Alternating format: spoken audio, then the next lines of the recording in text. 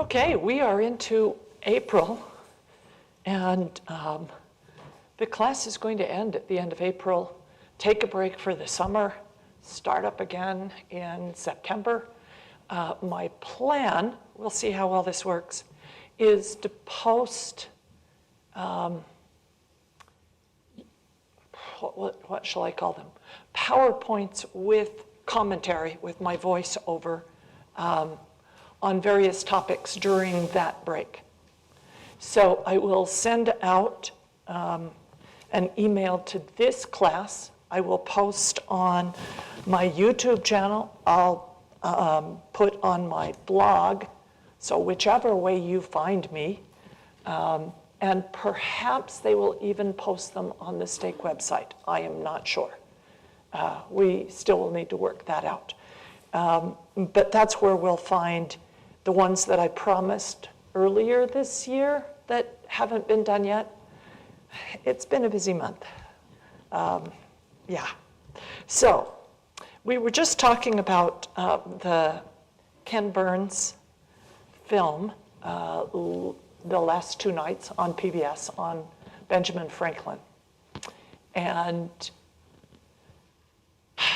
the problem that we have in today's society, dealing with individuals who are amazing and important, and yet in their personal life leave something to be desired. And that's a great description of Benjamin Franklin, because although he was this incredible inventor and philanthropist and politician, more like a diplomat, and really saved the entire idea of the United States of America. He also was a slave owner, and he was a philanderer.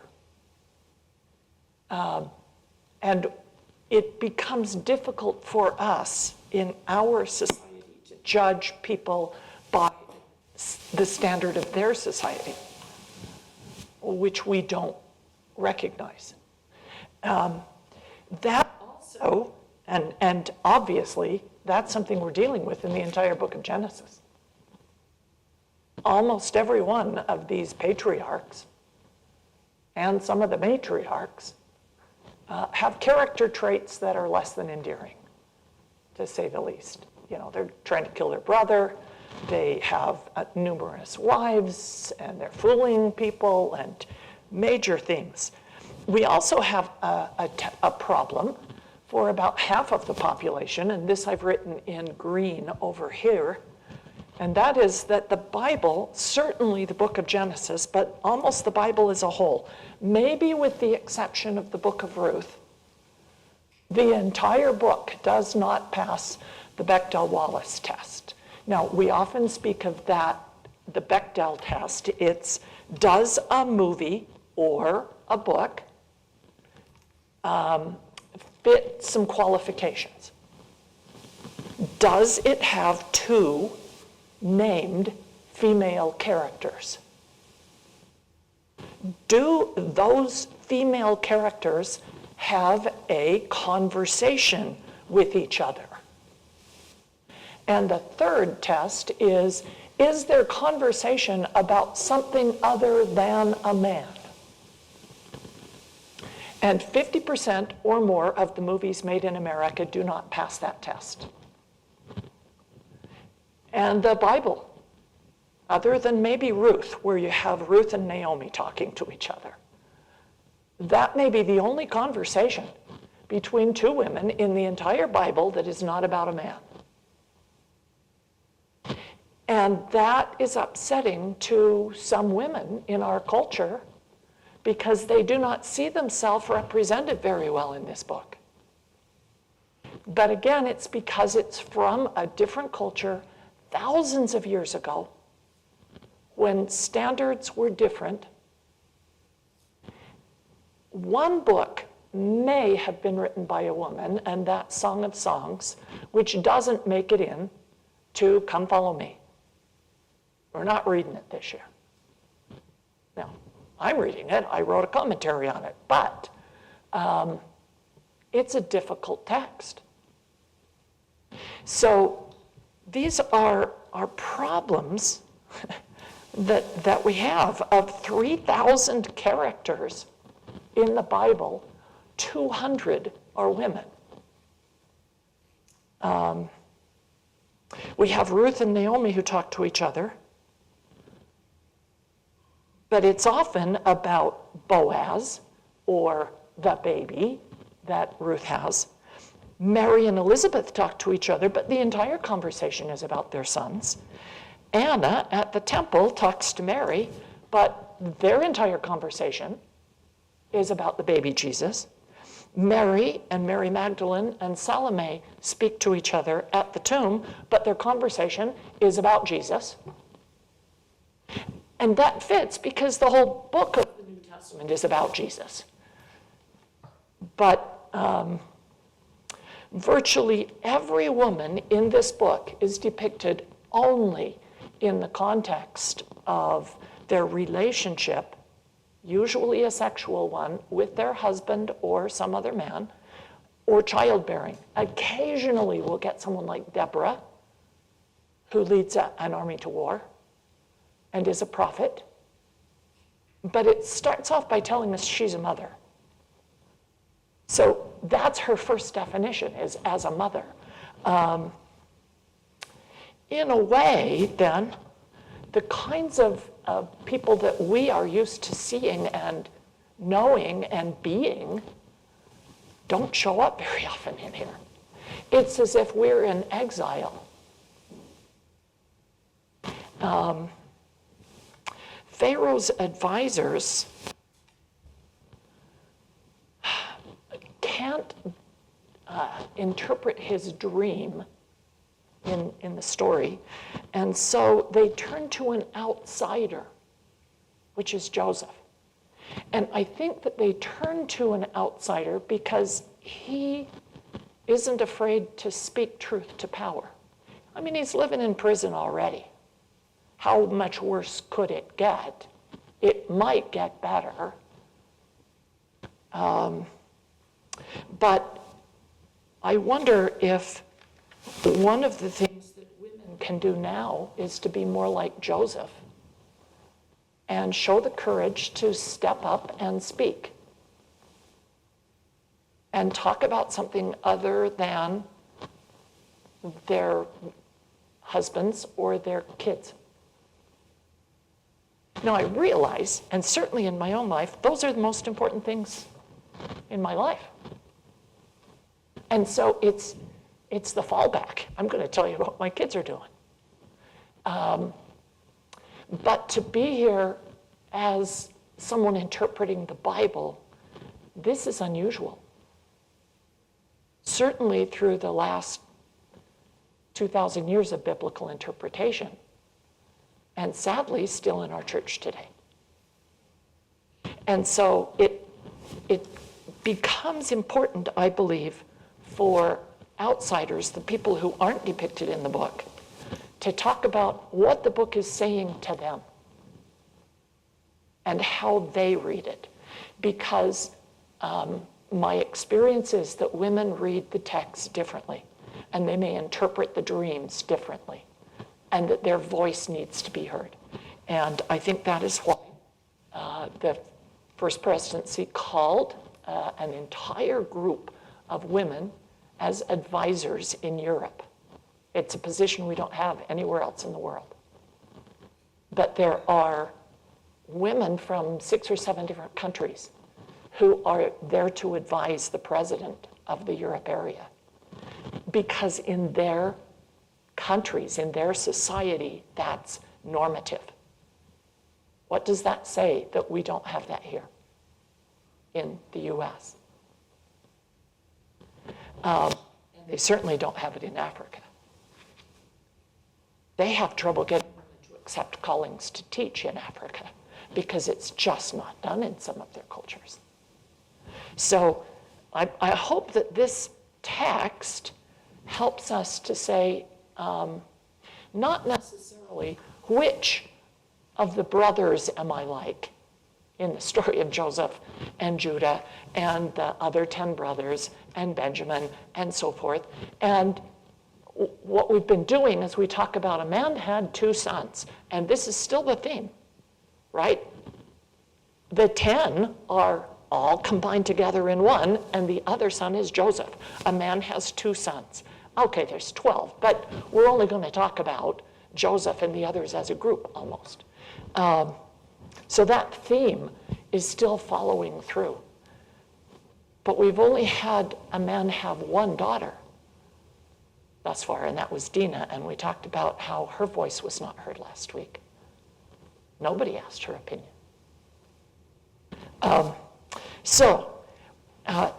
In chapter 36, and we're going to try and cover 14 chapters today and finish the story of Joseph. In chapter 36, something happens that I think we miss seeing, and that is that when Jacob returns and meets Esau, let's see if I can get that to stand up on the board. Okay. When he returns, crosses the river, and comes into the promised land, at the time, Isaac is living down here in Beersheba. And Jacob moves up here to Shechem. That's where Jacob's well is to this day. And Esau has been living down with his parents, taking care of them. But when Jacob moves into the land, Esau takes his wives and all of his flocks and moves east. And he crosses over the Jordan into the area blocked off here as Edom. That includes the countries of Ammon and Moab. And it mentions one of his grandson through a concubine. One of his sons has a concubine, and they have a son named Amalek. And the Amalekites are going to be the major enemy of Moses and the children of Israel as they are on the Exodus in the next book. So they're descendants of Edom. But I hope you can see, he moves east. What does that mean? It means we're just not ever going to talk to him again. We're not going to hear about him again. And his area includes everything from Ammon in the north down to the Gulf of Aqaba in the south. So if you've been on the trips through Jordan, that's where Edom is. So we're back to a man had 2 sons. And there's some interesting editing going on in the text that lets us know that there are editors like Mormon, it's probably Moses, although it may be someone much later than Moses, because notice verse 36, chapter 36, verse 31. These are the kings that reigned in the land of Edom before there reigned any king over the children of Israel. Can you see how that has to be written after a king is reigning over Israel? To compare them on a timeline. So the first king is going to be Saul. That will be in about 1050 BC. And we're back at like almost 200 years before that, 300 years before that. Okay.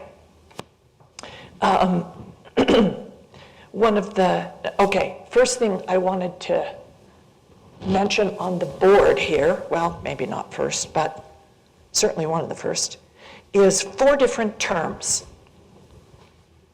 And these are the terms, there's 4 different ones, used for various offices or ways to be a prophet, what we would call a prophet today. And each one is slightly different from the next. We'll see all 4 of these words used in Genesis, but they'll kind of get redefined later on in the Bible. So the first one is roah, which means seer. It's the verb to see. And you're going to find this word used as a major theme in the life of Joseph. He is definitely a seer. Prophet is Nabi or Navi. B and V are the same letter. Here's another one that was used of Abraham, and that is Choseh, which means to see a vision. And a vision is different from a dream. And a dream is chalon, and that's one of the ways that Joseph is a prophet, clearly, is that he is a dreamer. In fact, you will see him described by his brothers in chapter 37, verse 19, when he goes to see them. I'll have to get the map out again. They say, "Here comes the dreamer." Well, that doesn't express what the Hebrew has. What the Hebrew has is Baal Chalom, or Lord or Master of dreams. It's, we've heard the term Beelzebub, right? Lord of flies. Or the Canaanite god Baal or Baal. That's this word that is Lord or Master. And so it can be seen as either an honorary term or a very negative one, right? Because it is connected with another culture. And so that's the dreamer. In terms of him seeing and being a seer, in chapter 37, you're going to see it at least 5 times. He saw this, he saw this, he saw this, he saw, they saw, she saw, he saw, back and forth. And this is the mark of a prophet in the Old Testament, commentators will say, and that is the use of that phrase that we saw Abraham and Isaac using, where someone speaks to them, Isaac says, "Father," and his father replies, "Here am I." Here am I is what Joseph says when his father talks to him. And so his dad wants him to go down into Shechem now, which is where his brothers are. Now, that gets a little confusing because we thought, wasn't he living in Shechem? Isn't that where Jacob's well is? Well, when his dad died, he moved south. And so Isaac is now living down in Hebron or perhaps in Bethel. Those are 2 places he moves between. And you're going to go downhill from either of those down into what we call the Jezreel Valley. That's where Mount Carmel overlooks the Jezreel. Carmel means Garden of God, okay? This is a beautiful green place. It rains there. You've got grass growing all over. It does not look like the wilderness of Judah and Judea down in the south. And so if you're going to pasture sheep, instead of having them wander all over barren hills with an occasional olive tree and some scrub brush, which is what Jerusalem looks like, they're going to be up here where there's rain and green. And if you have the map section in your scriptures, they have photographs that show you just exactly how different it is up there. So Joseph, his father, calls him and says, "I want you to go down and check on your brothers and take them bread." If you're at all a Christian, you begin to see that as typology of Jacob as the father who is sending his beloved son, and Joseph is definitely the beloved son,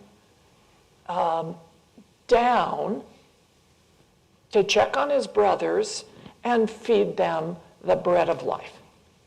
Can you see the Christian typology?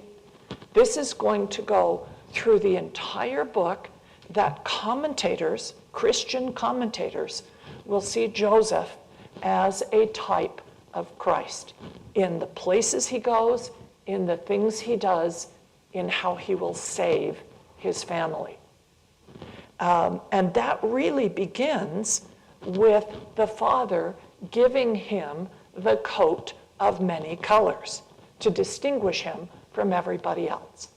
Now, coat of many colors. Coat will be used, I don't know, about 70 times. This word, ketonet, will be used about 70 times in the scriptures, but it's only used of about 10 different people, if that. Maybe it's less than that. And of many colors is only used twice. The problem is it doesn't mean many colors. The coat is this word, ketonet, an unusual piece of clothing. It's the one we talked about when we were reading the story of Adam and Eve, when God made coats of skins for Adam and Eve. He made them ketonim. So it's this kind of coat, the same one that Adam and Eve got. This is the adjective describing it, which is pasim, and that is translated as colors twice when it gets used. Sorry, it has nothing to do with colors. It has nothing to do with embroidery or patchwork or, I've heard all different kinds of interpretations of what it means, this pasim. What it's used as in other places in the text is, it means sole of the foot or wrist or palm. And so the suggestion then is it's long-sleeved and perhaps also long to the ground. Now in our culture, that doesn't mean much. I mean, I'm wearing a long-sleeve jacket. Some of you are wearing pants that reach the ground. That doesn't mean anything in our culture. But if you are a culture where you have to work, you're usually in a tunic that has no sleeves or very short sleeves. I mean, it's warm over there, right? And it comes to your knees. And when you need to really do hard work, you gird up your loins by grabbing the back of the tunic, pulling it between your legs and tucking it in at your belt. That's how you gird up your loins to get to work. A long-sleeved, floor-length tunic means you're probably not doing much manual labor. You are wealthy. You can afford more fabric, and fabric is expensive. I just saw a piece on a Viking robe that they found in Norway. And they decided to recreate it by weaving it the same way that it was woven. And it took so many hours to collect the wool, dye the wool, spin, card, spin, and weave, that this one robe in today's prices would have cost about $40,000 of labor. Clothing is expensive. You might own one piece of clothing. Perhaps a loincloth, and that would be the men, because they're inconvenient for the women. And that's about it. So to own something that is long to the floor and has sleeves, that's money, and that's saying you're not having to work. You'll notice Joseph is not up with his brothers, or down, as the case may be, downhill toward Shechem. He's not down with his brothers guarding the sheep. The Jews have a really funny tradition. Let's hear it for their midrash.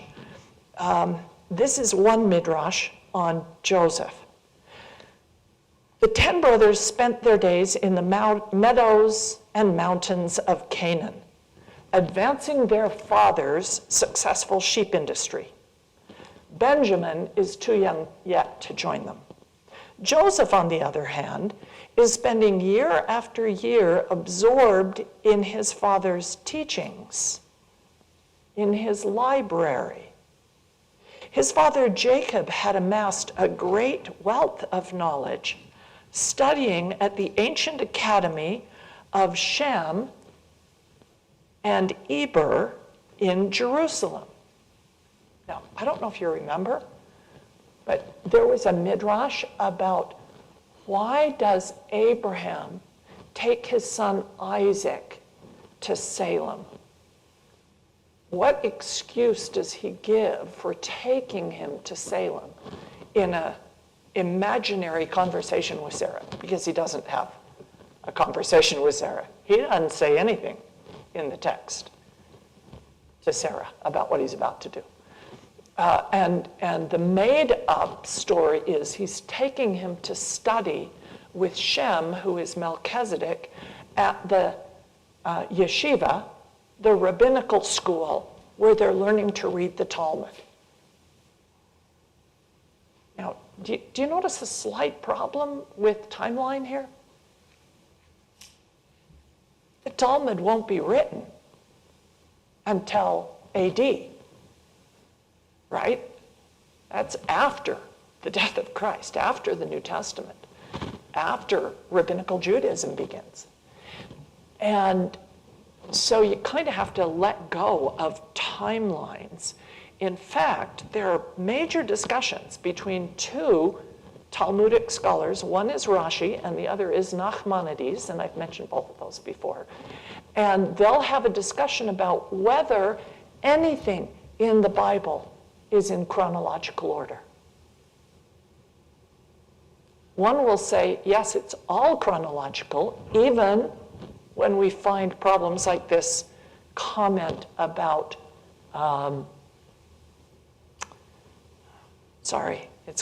about kings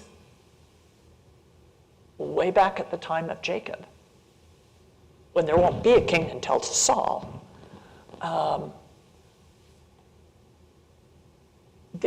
So somehow that's still okay and in chronological order.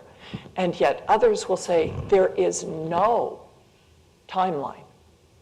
All things are present with God in Scripture. You know which side I fall down on, because I do that Old Testament timeline thing. But that's a Jewish way of thinking.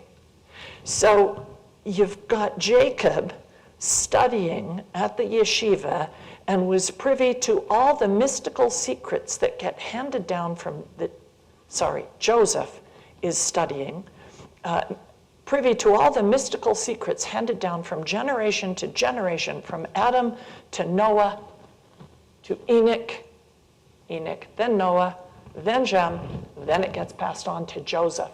And so this Joseph as a dreamer is kind of like a college-educated guy, and his brothers are blue-collar laborers. And they notice the difference, and they are not happy about it. You'll see the same problem between brothers in the story of Nephi and Laman and Lemuel, where Nephi is interested in his father's dream, and so he asks, and he receives dreams. But his brothers say, we don't get anything like that. That's not our experience. And they don't believe him. They don't believe an angel came and told him to build a boat. You'll also see that in the story of Joseph Smith. And this is commentary that Joseph Smith will receive when he's working on the Joseph Smith translation with Sidney Rigdon, and it becomes chapter 50 of Genesis, describing a descendant of Joseph in Egypt who will be like Moses. And that's a little confusing because you think, wait a minute, Moses is not a descendant of Joseph, right? Moses is of the tribe of Levi. So you have to read carefully in Genesis 50, Joseph Smith translation, to make sure you're keeping track of which brothers are from which tribes and who the prophesied seer is going to be. But he speaks of a prophet like unto him. And in the Book of Mormon, Lehi will talk to his son Joseph about a descendant who will be named for his father Joseph, who will be like Moses and like Joseph of old. And all of that is commentary on Joseph Smith. The Joseph that we don't talk about, and that I think is the more immediate parallel, is Joseph of Nazareth, the carpenter, the husband of Mary. He is a dreamer of dreams. When he finds that Mary is pregnant, he has a dream. And in it, he is told that the child that she is carrying is the Son of God. And he believes it. Laman and Lemuel don't believe what angels tell them. But Joseph does. He later receives a dream to take his son and flee into Egypt. So we have Joseph going to Egypt in order to not be killed. And then when he's in Egypt, after Jesus is, we don't know how many years old, he is told that the king who sought to kill him, a parallel between Herod and the Pharaoh in the days of the Exodus, right, killing all the baby boys, that he can now return back home again. And so we have Joseph leaving Egypt and moving back up to the Galilee, which is where Joseph of Egypt is buried. His tomb is up in Shechem. And there's another parallel that I think is really important between Joseph of Nazareth and Joseph sold into Egypt, and that is that both of them are men who are in control of their sexual nature. We know that about Joseph in Egypt. Potiphar's wife is trying to seduce him, and he runs. But at the same time, remember that Joseph, after the dream, marries Mary, but knew her not until after the birth of the child. How hard would that be? To be married to someone, to have the right to have intimate relations with them, but to choose not to because of the nature of the child she was carrying, that a child would be born of a virgin. Okay? So that's another way that Joseph and Joseph are alike. The third, I think, is in the coat. Now, when you talk about the catonet, which is over there on the board, I have listed before who wears one, because there's so few people that have this piece of clothing that you can make a definitive list. And here's the definitive list. You've got Adam and Eve. You have Joseph, the son of Jacob, or the son of Israel. You have Aaron, the high priest, and his sons, the priests at the temple. And that's where most of the uses of this word are, is describing the clothing worn in the temple by those who hold the priesthood. It is also clothing worn by King David's daughter. Her name is Tamar, not the same Tamar that we're going to read about with Judah. She's a princess, and it describes that the children of the king wear this clothing. So probably, maybe even queens do. The sister bride in the Song of Songs has a catonet. Job wears one. He complains about how the collar of it is irritating a boil on his neck. And then the final individual who wears a catonet is an individual known as Eliakim. And this is in Isaiah chapter 22. And let me just read you this description. I will clothe him with thy robe, that's your atonement, and strengthen him with thy girdle, and commit the government into his hands. He shall be a father to the inhabitants of Jerusalem and to the house of Judah. The key of the house of David will I lay on his shoulder, so that he shall open and none shall shut. He shall shut and none shall open. I will fasten him as a nail in a sure place. He shall be a glorious throne in his father's house.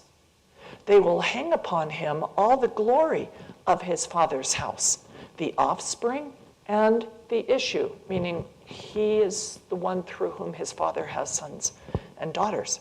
And in that day, saith the Lord of hosts, the nail that is fastened in the sure place shall be removed, shall be cut down and fall, and the burden that was upon it shall be cut off, for the Lord, Jehovah, has spoken it. Now that's a messianic image, and one of royalty and priesthood, and in particular, even maybe president of the church, right? Having the sealing power to open and shut. And that would suggest then what we continually forget, and that is that Joseph has priesthood. And when you get a description of Joseph, the husband of Mary, it says that he is a just man. Just in Hebrew is tzedek, or righteous. And the first description of him is to give his genealogy that had the Jews been an independent nation at that point in time, and of course the Romans are in charge, he would have been the king. And it gives his genealogy, which is also the authority by which Jesus is the king of the Jews. And that's a Melech. So Joseph, the father of Jesus, or the dad, stepfather, who raises Jesus, is a Melech Tzedek. And that's the kind of priesthood that Joseph most likely has. Something we don't notice, and that Joseph Smith then restores. That's probably the priesthood that Nephi and Lehi are using, because they are not of the tribe of Levi. So they couldn't be using Aaronic priesthood. Melchizedek priesthood becomes like the description of Melchizedek in Scripture, without father or mother, meaning you don't receive that priesthood because of your genealogy, because you're born into a certain tribe. You receive it because of personal righteousness. And throughout all the Old Testament, we're going to find individuals who appear to have authority from God that is not Aaronic priesthood. So Joseph then is sent down to feed his brothers. And that's Jesus coming down as the bread of life. He's the shepherd. Now, I have a handout. It will be posted on the Stake website under this video, entitled Joseph, the son of Jacob, a type of Christ. And it shows many of the parallels between Joseph and Jesus. As Joseph comes down, his brothers see him and say, here comes the Lord of Dreamers. They don't like this idea that they're going to have to bow down to him. They're sick and tired of him. He's annoying. Years and years ago, the guy who wrote Rough Stone Rolling, Richard, somebody? Starts with a B. Bushman. Richard Bushman's wife, Claudia, wrote an article. It was published in Dialogue, a Journal of Mormon Thought, and it's describing what an annoying person Nephi would have been to live around. Joseph's the same kind of guy. And Joseph is 17. He doesn't understand yet how what he says and does is driving his brothers crazy. And they're all older than he is, right? They've had it. So when he comes, they decide they're going to kill him. And instead, Reuben says, throw him in the pit. Just throw him in this pit, which is a cistern. That's an ironic thing for a type of Christ, that he is in an empty cistern that has no water. This is not just a pit. It's someplace built to hold water for the flocks. And it's empty, which is a good description of the brothers. They are not living water. And Joseph isn't at this moment. And so Reuben leaves, and the Midianites come along, and Midianites and Ishmaelites are relatives. We need to stop and remember that Midianites are descendants of Abraham through his third wife, Keturah. Ishmaelites are the descendants of Abraham through Ishmael. And so these are people they have dealing with regularly. But you'll notice that it's not the brothers who pull him out and propose selling him. It's the Midianites who simply pull him out of the pit, and they sell him to the Ishmaelites who take him to Egypt. But Judah gets thrown in there about, let's sell him instead. Let's put him in a pit and plan to sell him. But they don't, actually. Somebody else makes the profit. And the price that is paid of 20 shekels is probably about right. In the book of Leviticus, it will tell you how much grown males are worth. They're 50 shekels. Grown females are about 30. Someone between 5 and 20 years of age is only worth 20 shekels. So different prices. But of course, it's going to echo Judas selling Jesus, right, for 30 shekels of silver. And remember, Judas is just the Greek form of the name Judah. So as we have their stories interspersed in this chapter, it's like looking at what Jesus is doing and what Judas is doing. Okay? So they take the torn, they take his coat of many colors, they tear it, they put blood on it, they take it to their dad. And this torn garment is going to be a theme throughout the book. We're going to see it again when Reuben realizes that Joseph is gone, and he, as the oldest brother, is responsible, and he tears his clothing in grief. And Jacob will tear his clothing in grief. It's what is done. And you'll find that garment referred to in the Book of Mormon, that Jacob buries part of it. And when he digs it up, it hasn't rotted. That means Joseph is still alive.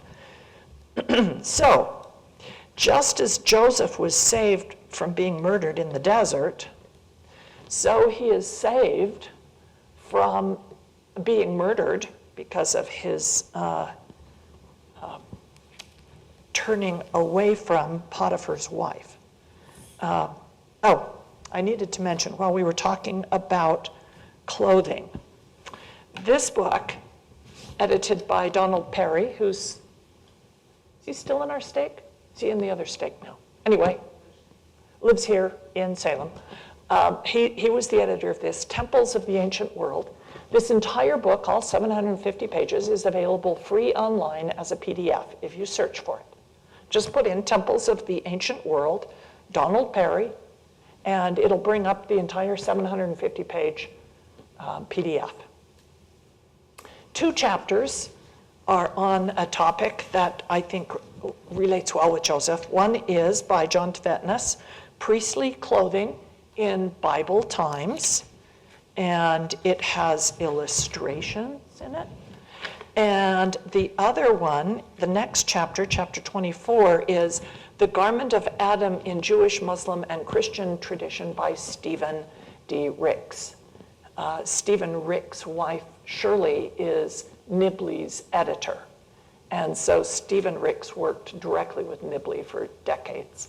And his writing echoes that, very much like a Nibley. But those are two chapters that you can get and read on your own that are very interesting, at least in my opinion they were. I've been enjoying this book. Bill Moyers did a PBS series entitled Genesis, in which he met with 6 or 7 different scholars each week for weeks and talked about the entire book of Genesis.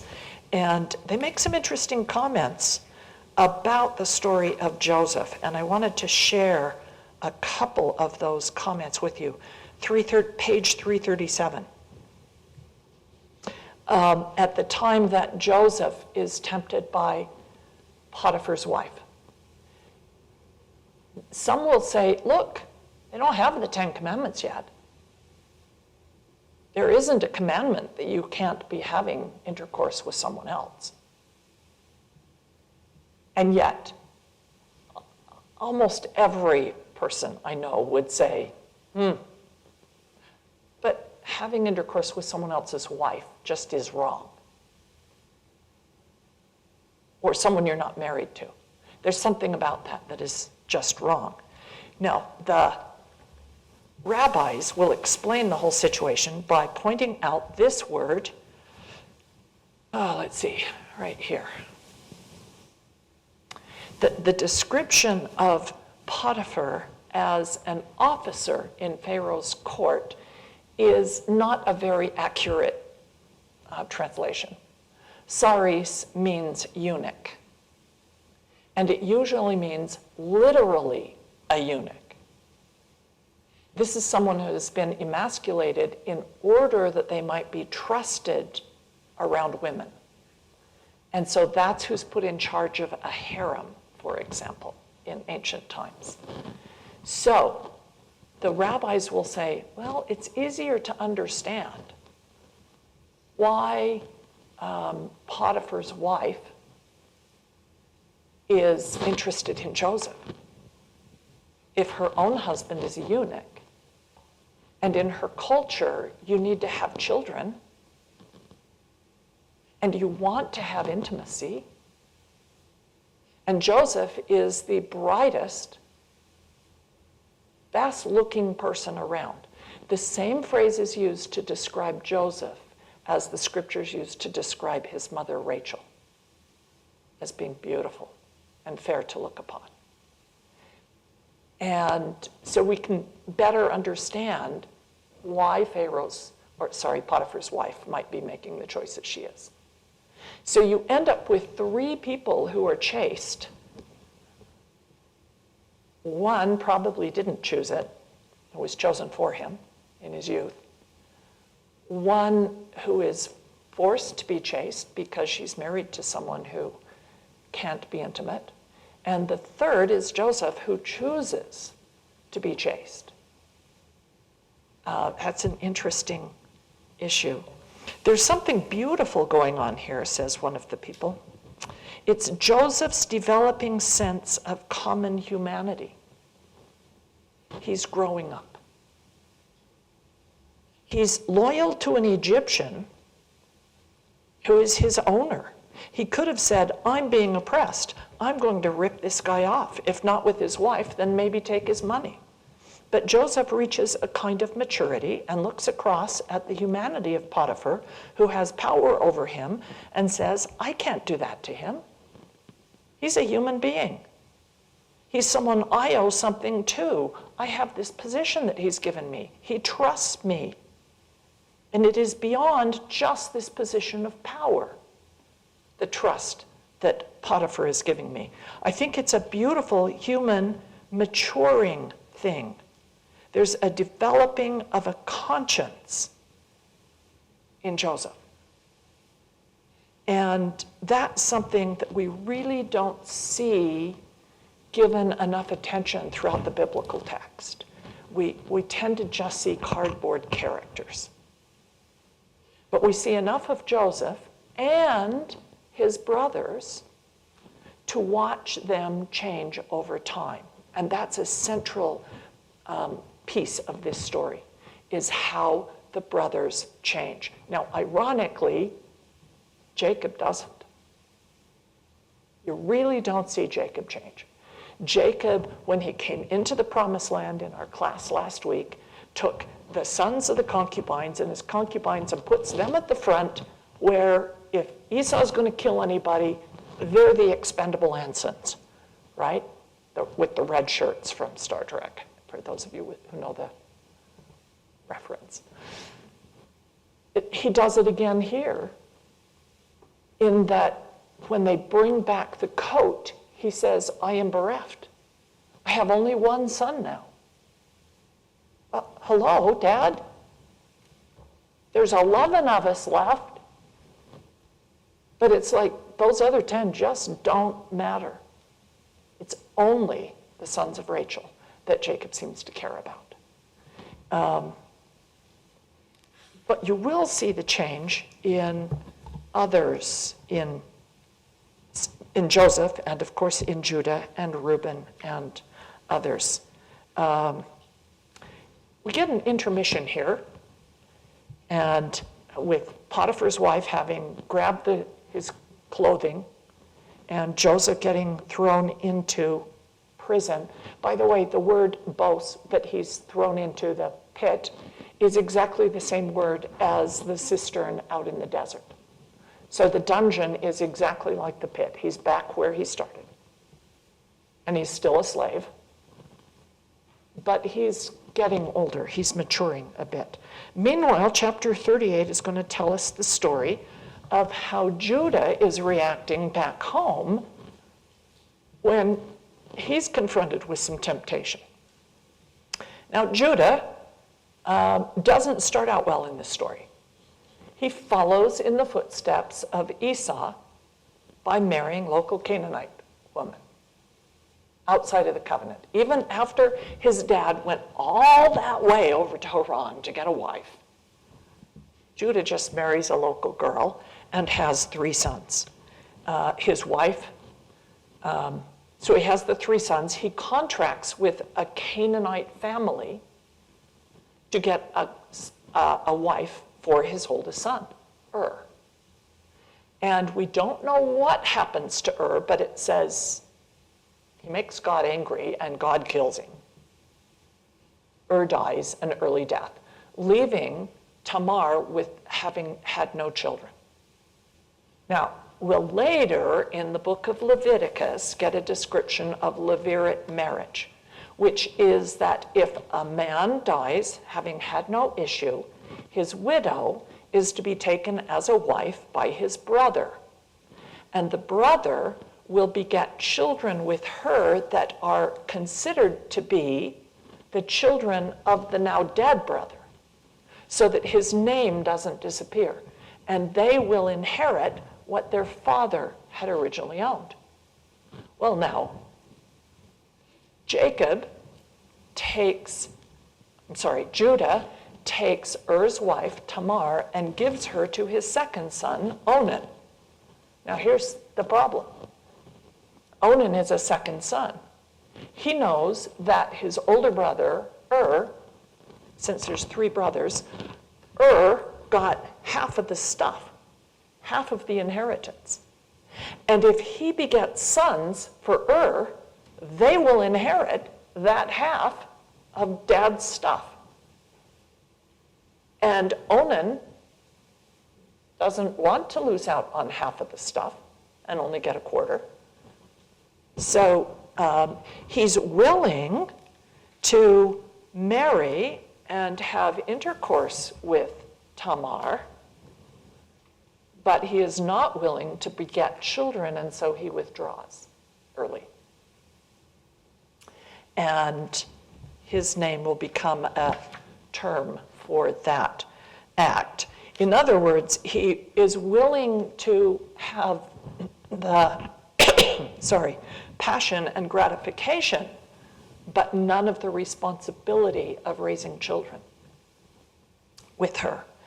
And so God kills Onan, it says in the text.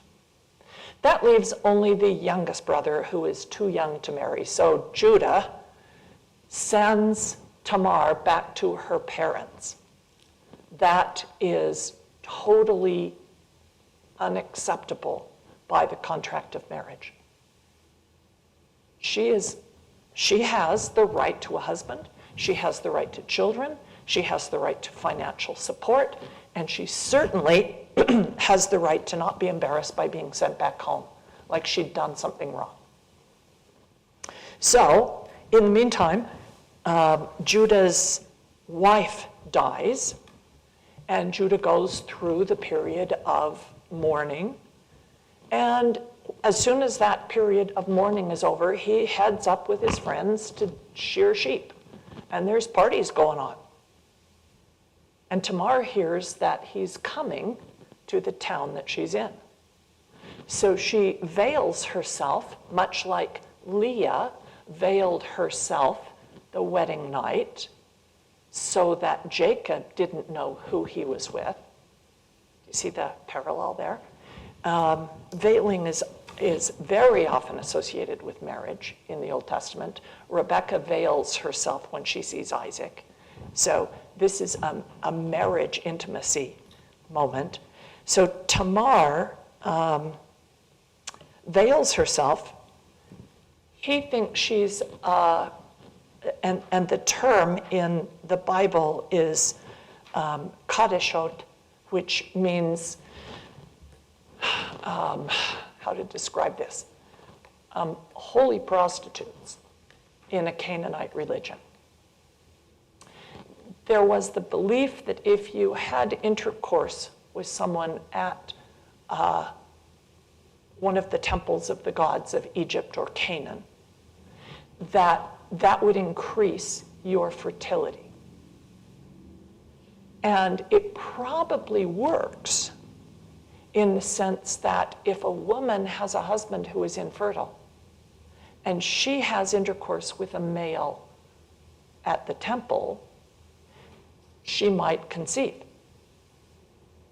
And so there's some scientific basis for why this is going on, but it was common throughout much of the ancient world, and it's called hyrios gamos, or holy intercourse. And that's who Judah thinks she is.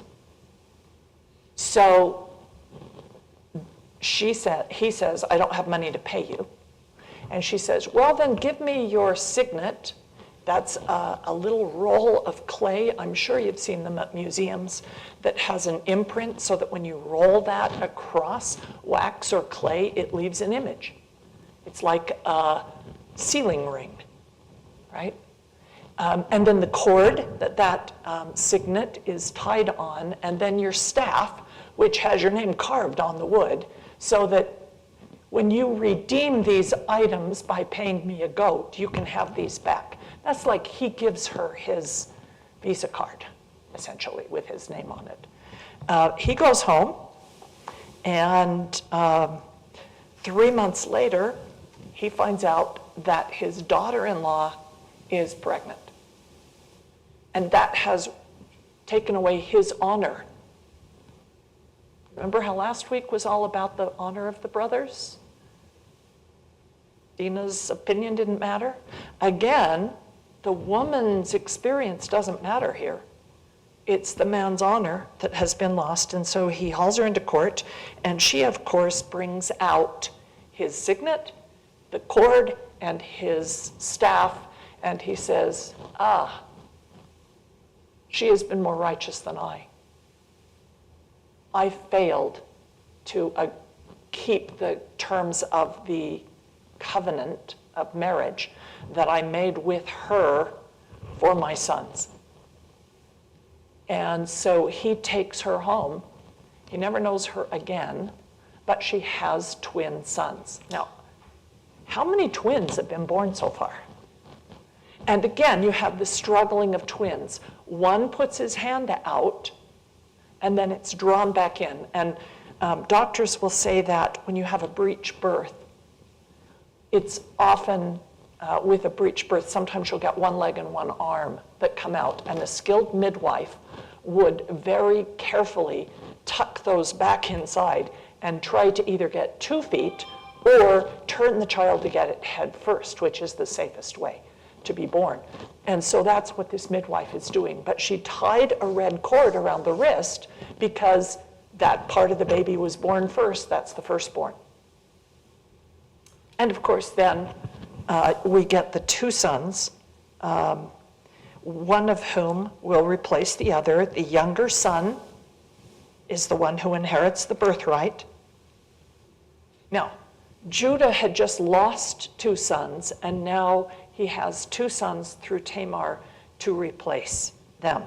Someone pointed out that she was owed a kid in payment. She ended up with 2 kids. And these sons will be very much like Jacob and Esau, fighting each other over the birthright. And you hope that somehow, somewhere, this pattern is going to be stopped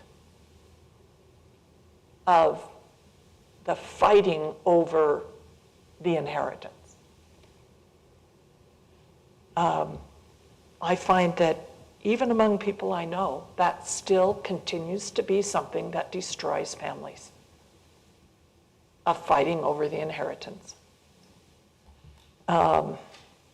So, we now go back to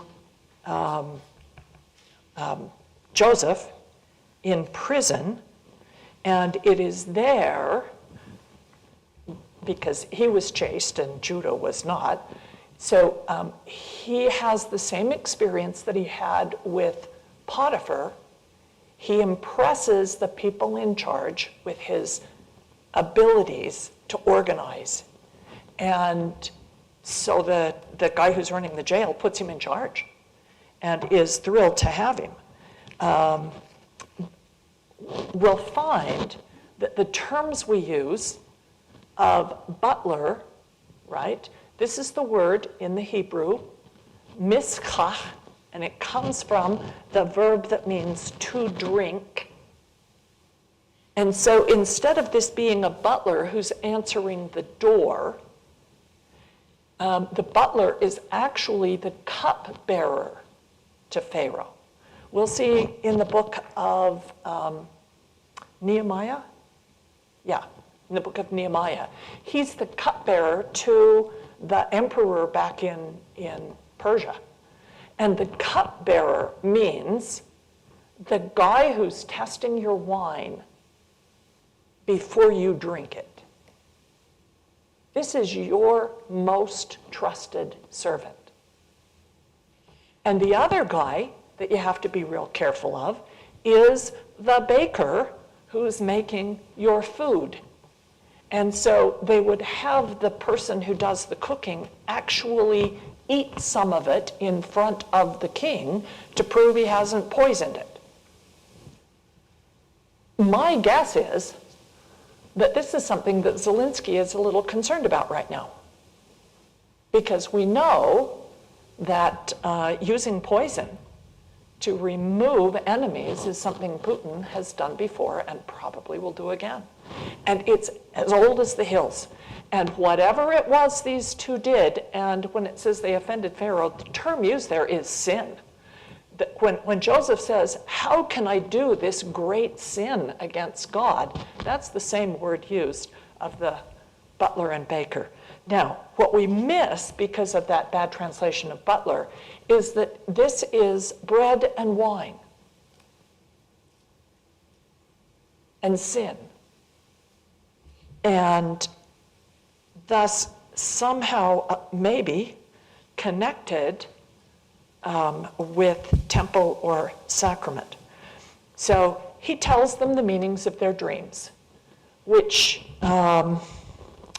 it's good for one and not for the other, right? You'll buttle as you did before.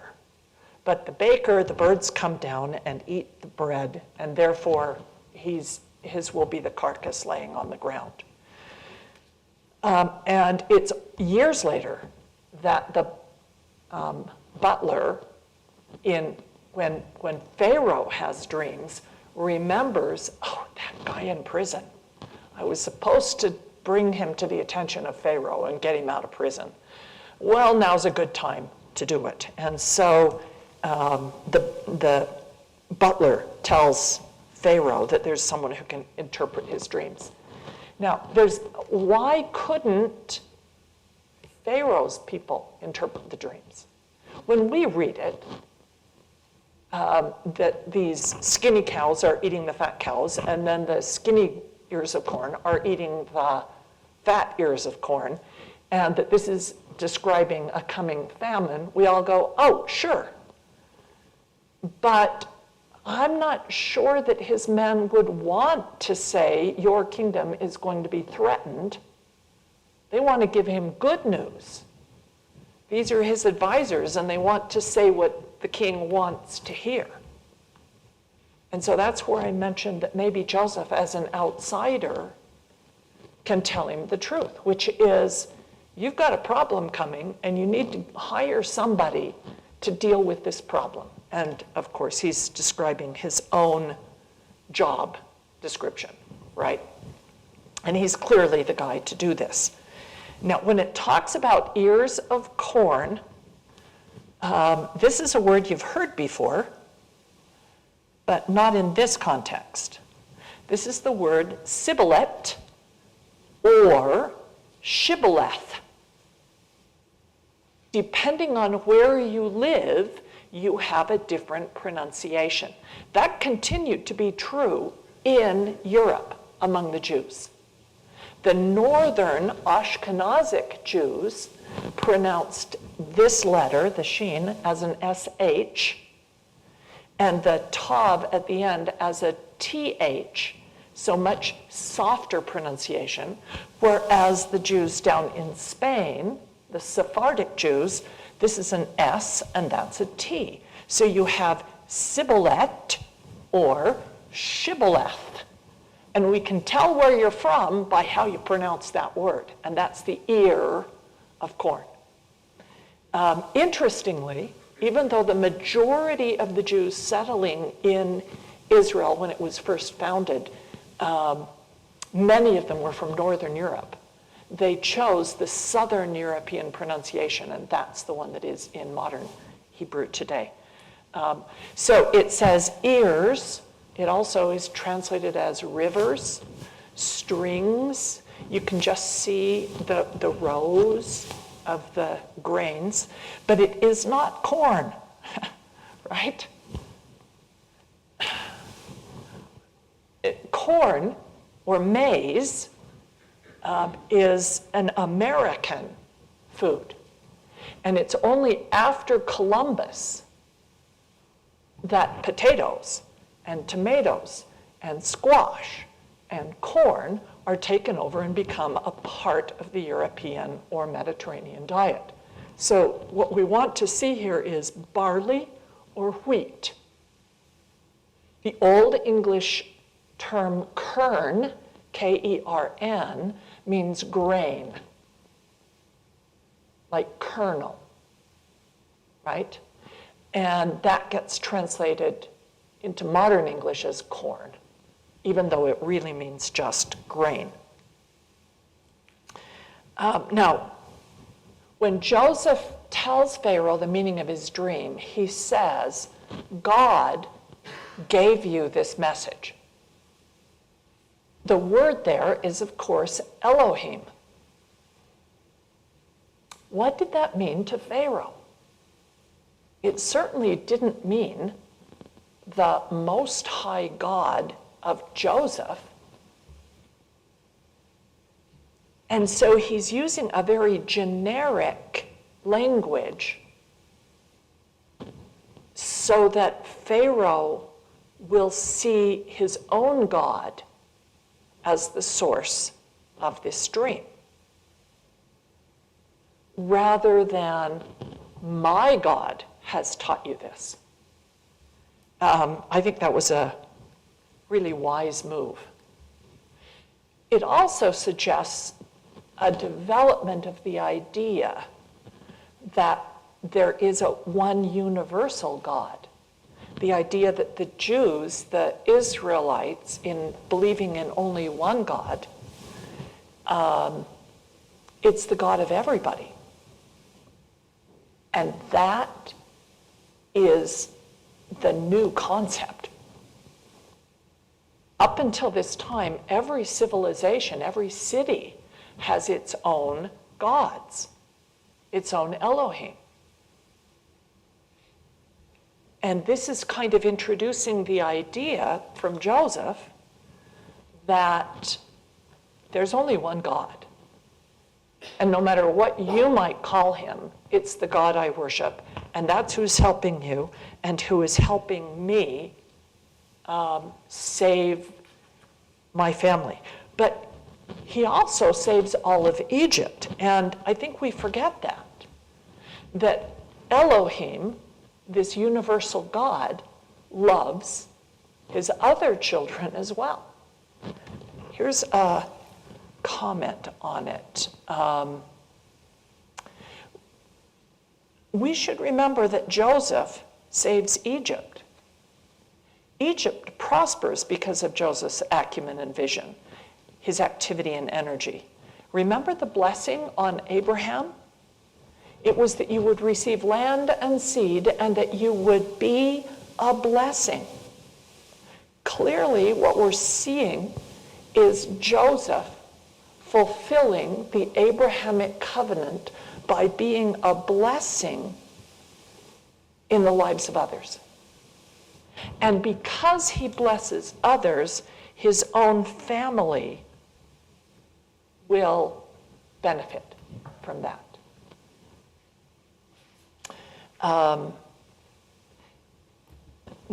There's a gentleman named Hossein who says, did you know that Joseph's success in Egypt had a lot to do with the later Islamization of Egypt? Now, you have to recall that when Muhammad became a prophet and was promoting his religion, he was trying to convert all pagans to the worship of one true God, Allah.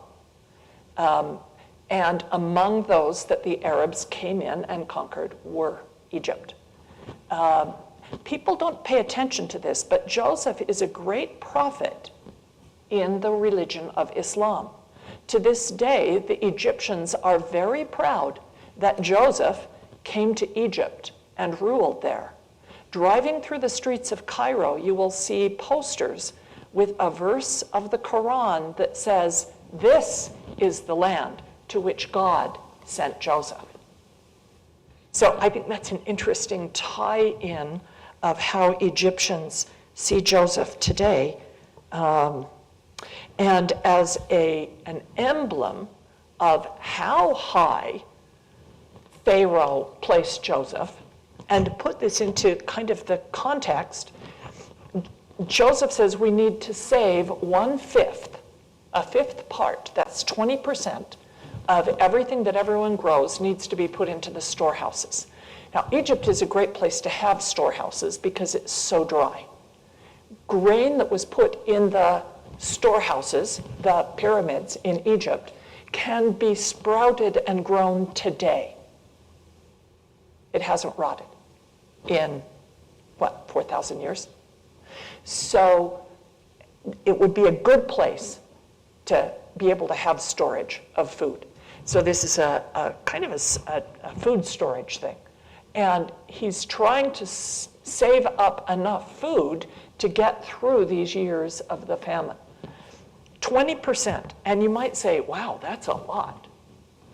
Well, kind of, but someone was pointing out to me, in Canada today, the average person living in Canada pays 39% of their gross income in taxes. In Europe, it's about 40% that people pay in taxes. And the average middle-class American will pay more than 20, especially if you throw in health care, which is paid by taxes in those other countries.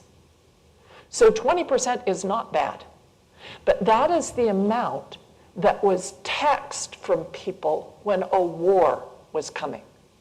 And so this is being placed in the context of we have a war, kind of like the war on crime, right? Or the war on drugs. This is a war on famine. And we're going into military mode, and you're either going to pay the money or you're going to die. It's in a way like, okay, the women and the old men and the children can leave Ukraine, but the men, you have to stay, because this is war. And as an emblem of that war, Joseph is given Pharaoh's second chariot. Now, we think of chariot, I hope you can see the image from the Middle East of a king, Pharaoh, or the head of the Assyrians, or the head of the Babylonians, in their chariot with their bow and arrow. And this is like having Washington on his white horse, okay? This is prime military imagery. So when Joseph rides out in this chariot, which, of course, in the Technicolor Dreamcoat is a chariot of gold, Joseph is being shown as a successful military leader, as a king. But are you recognizing that that is also the image of Jehovah? Jehovah has a chariot. You'll hear about the chariot in the story of Elijah and Elisha, when the chariot of fire comes down out of heaven and picks up Elijah and takes him to heaven. Or when Elisha points out to his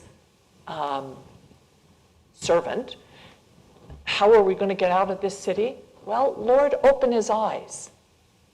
And he looks and sees chariots of fire coming from heaven to their aid. They that be with us are more than they that be with them. Now, the chariot, or rekeb, oh, where is it? Right here. Rekeb is the word for chariot, or you can make it a thing for war, and that's Merkava. The Merkava is a description of God's chariot, which you ride to heaven. But the chariot is also the golden chest that the cherubim are on. You go to Ezekiel chapter 1 and Ezekiel chapter 10, and it describes wheels in wheels and the cherubim and the faces of the cherubim, and Jehovah seated upon that chariot. You'll see the chariot with Jehovah riding in it around the city of Jericho in the book of Joshua as he fights the battle for them.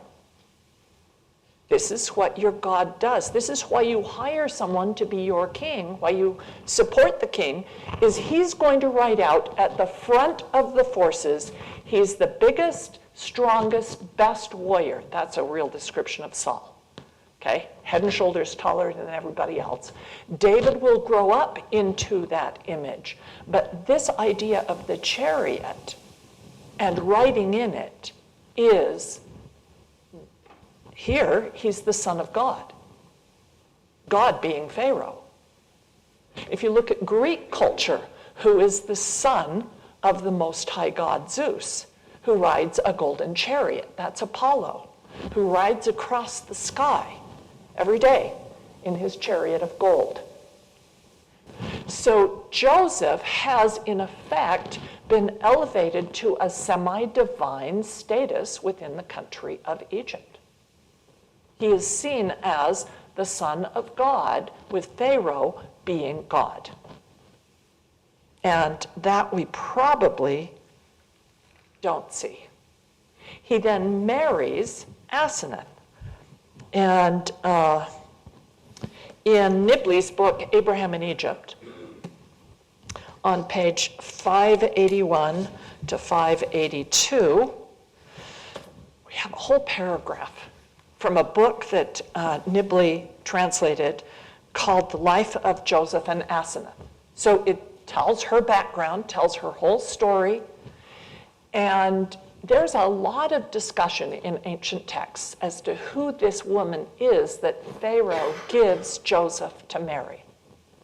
Some Midrash will say it's Tamar's daughter that she has born from Shechem. And thus, she's a cousin of Joseph. And thus, she's a covenant member. Now, that doesn't fit too well with the rest of the description, but let me read you just a little bit. The first step in the blessing of Asenath becoming an Israelite, because she needs to convert from whatever religion she was. Her father was a priest. And Joseph becomes the heir to Pharaoh, and she needs to become an Israelite.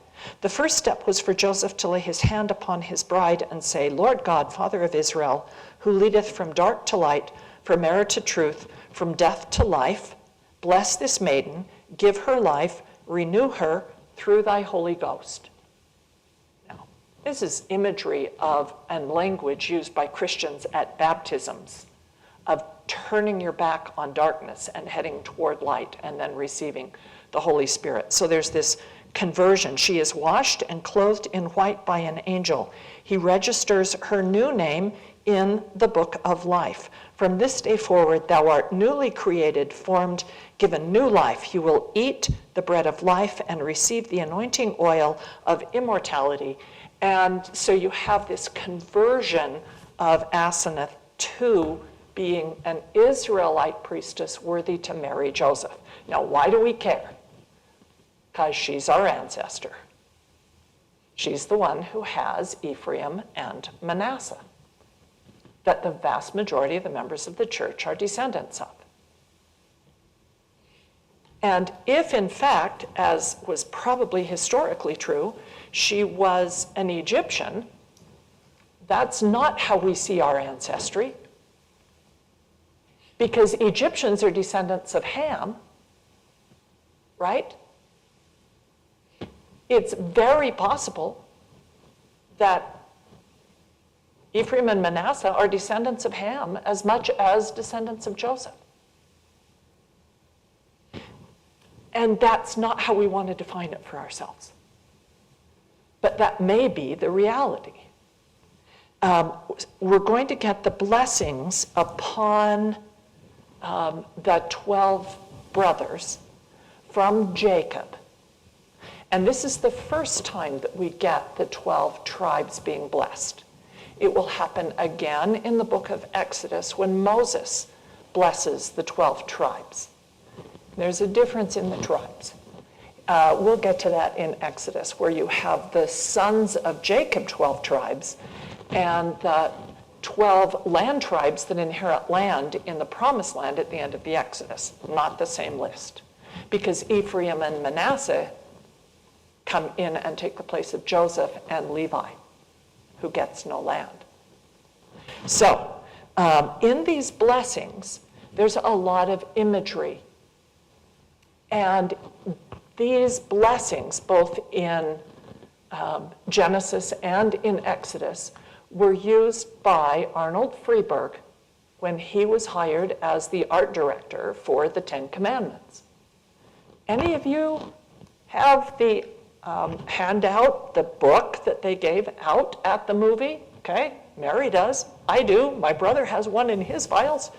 And it's paintings done by Freeberg that were used in the making of the film. And he designed 12 standards for the 12 tribes' flags to carry that have objects on them. And Judah, of course, is the lion's whelp, the lion of Judah. Ephraim is actually, the Hebrew is actually a wild ox, but the King James translators will translate this horned animal as unicorn. And so the combination of Ephraim, or Joseph, and Judah, that's Ephraim, Israel to the north, the northern kingdom, and the southern kingdom of Judah, putting those two kingdoms together into the united kingdom, the symbol is a rampant lion and a rampant unicorn, which is the symbol of the United Kingdom to this day. And there's a great big, huge carved version of it in Boston, where the Boston Massacre takes place in the street. So that's one place that you'll see it. But this iconography is going to continue on down. Manasseh is also a wild bull, different kind. Well, where do we see oxen in symbolism in the church? Right? In the temple, where the baptismal font is on the back of the oxen. And the temple is, in ancient times, especially in times of war, we'll see this when we get to Hezekiah, the storehouse. You take food to the temple to put in the storehouse so that in times of war, you can go inside the walls, not only the walls of the city, but the walls of the temple, and have food to eat. Hezekiah had the tunnel dug, so there would be water inside there as well. So the temple becomes the storehouse where the wheat is gathered. Well, what's the wheat? Right? That's the righteous. And the place of gathering from Genesis chapter 1 is that mikvah or baptismal font. Who's doing the gathering of the 12 tribes in that temple? Mostly Ephraim and Manasseh. And even the temples built in other places where those tribes may not be in the majority are paid for by the offerings of Ephraim and Manasseh. Those are the birthright sons who have the requirement of taking care of the rest of the family.